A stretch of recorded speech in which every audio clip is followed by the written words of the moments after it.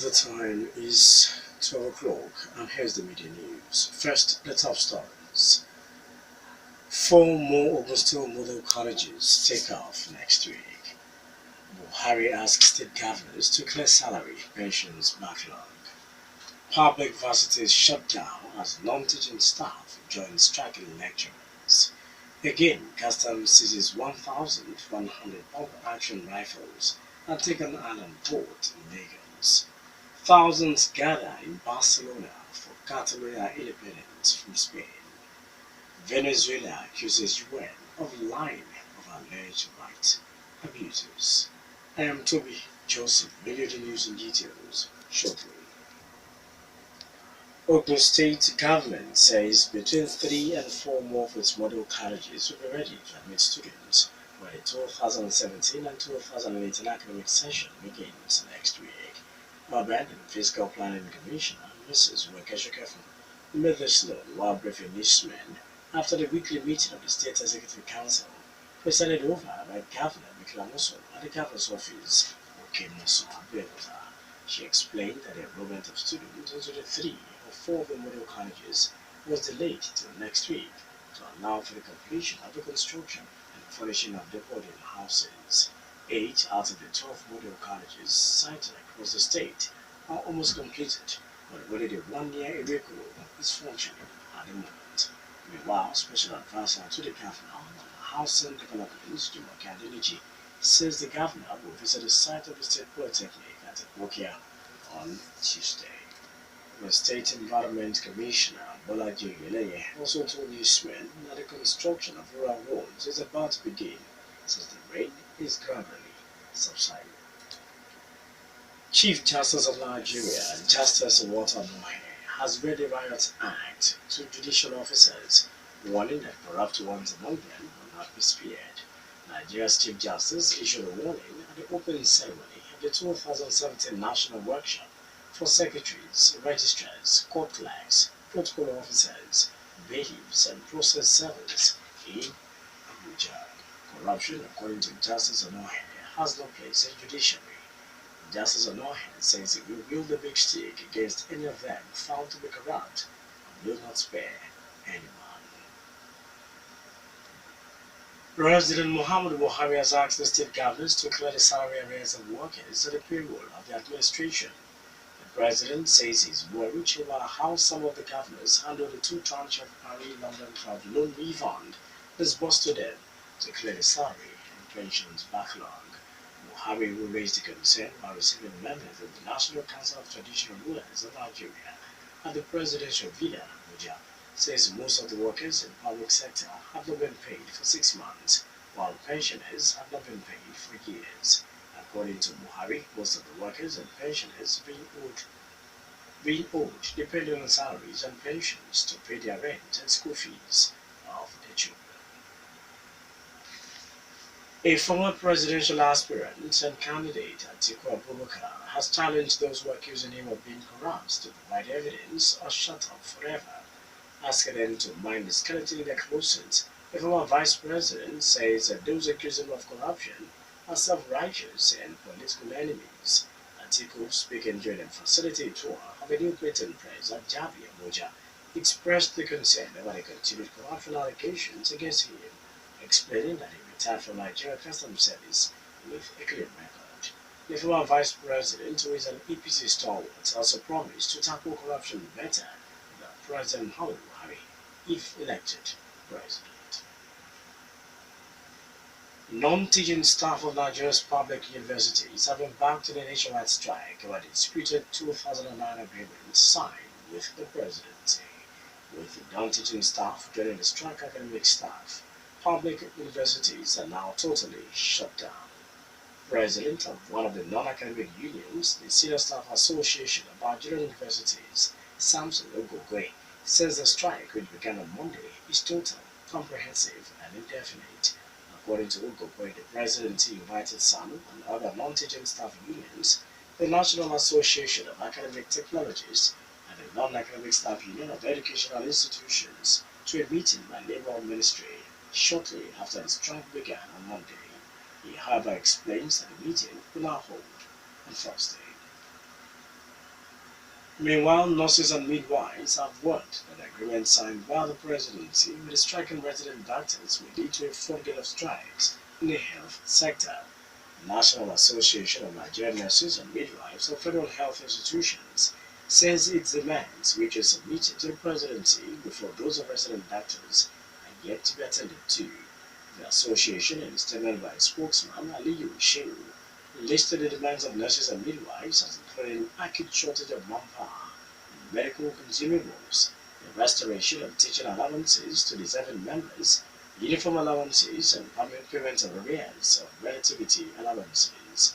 They also called for the declaration of emergency in the health sector to resolve issues such as health benefits and welfare of stakeholders in the health sector.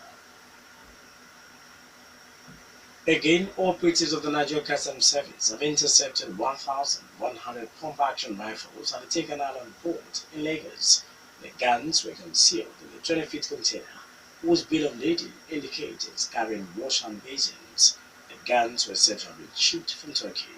Customs Controller General Ahmed Ali, who announced the seizure to Newsroom in Lagos, says the guns were discovered while the operatives were conducting 100% examination of the container.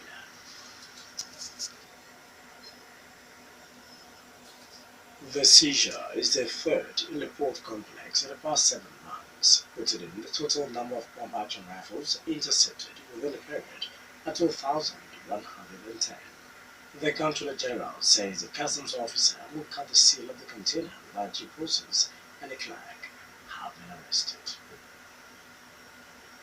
1,029 beggars have been arrested for street trading in Kano metropolis between last January and August. The beggars were arrested by officers of the state Hizbah for violating the law banning street trading in the state. An official of the anti-begging unit of the Hizbah board, Madam Dairo Mohammedu, says they were arrested in the areas around Lodge Road, Magwam Junction, Kwali, Katsina Road, and Wapa, all in Lagos metropolis. He explains that 18 of those arrested are from Chad Republic, while 420 are children. You're still listening to the media news on Rock City 101.9 FM. Up next, we'll bring you foreign business and sport news. Please do stay with us.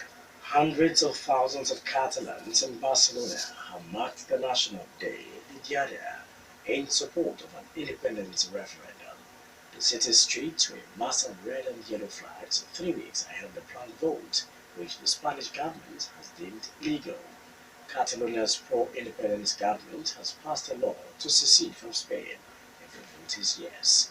Estimated the numbers taking part in Monday's protest varied.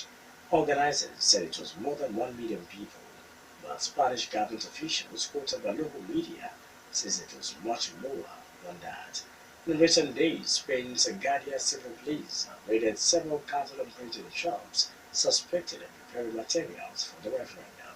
In November 2014, Catalonia held an unofficial consultation on independence, and some 80% of those who voted backed it.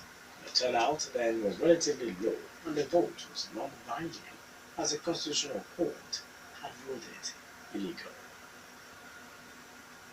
Venezuela's foreign minister has accused the office of the UN High Commissioner for Human Rights of lying.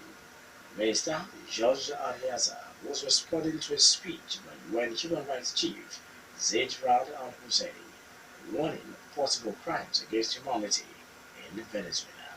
Speaking at the Human Rights Council session in Geneva on Monday, Mr. Zaid said a report published by his office last month and highlighted excessive use of force by Venezuelan security forces at the protest.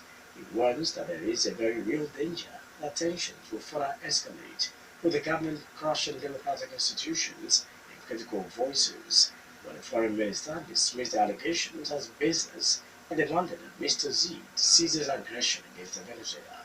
Speaking about the 121 people, he said he had been killed in protest-related violence since 1st of April. Mr. Ariaza alleged that the majority of these deaths can be directly attributed to the violent actions of anti-government groups. Nigerian National Petroleum Corporation (NNPC) and its upstream joint venture partner ExxonMobil are seeking new measures to increase crude oil production and availability of gas for power. NNPC Managing Director Dr. Mikante Barrow made us known after a meeting with ExxonMobil's delegation led by Mr. Jack Williams, Senior Vice President of the United States-based Global Oil Corporation. According to the NNPC chief, the joint venture with ExxonMobil, which until recently was the highest producer of crude oil in the country, is primed to make a rebound.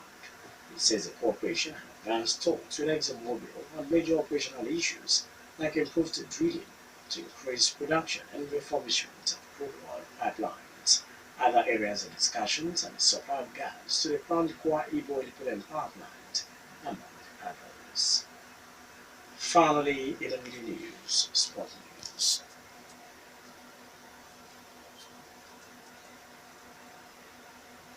Nigeria defeated the hard-fighting Sierra Leone counterparts 2-0 in Monday's 2017 Waffle Cup knockout game at the Cape Coast Stadium in Ghana to secure passage into the group stages of the tournament.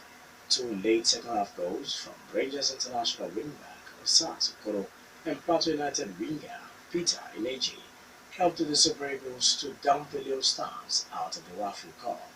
The MPFL Stars survived scary moments against a determined and well-prepared Sierra Leone side and proceeded into the last 8. Nigeria will battle host country Ghana in Thursday's Group B match day 1 encounter. Ezenwa was voted man of the match for several saves in the game. That was the media news, and just before we go, the major stories once again.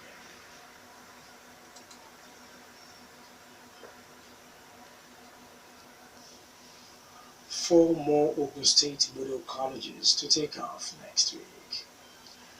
Buhari asks state governors to clear salary and pensions backlog.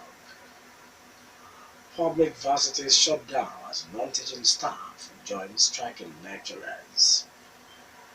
Again, Nigeria Customs Service seizes 1,100 pump-action rifles at Tinker Island Port, Lagos. On the foreign scene, we told you that thousands have gathered in Barcelona for Catalan independence from Spain. We also told you that Venezuela has accused the United Nations of lying over alleged right abuses. For more stories and to listen to us live, please log on to our website www.rockcityfmradio.com/live. Thank you so much for listening. I am Tobi Joseph. Good afternoon.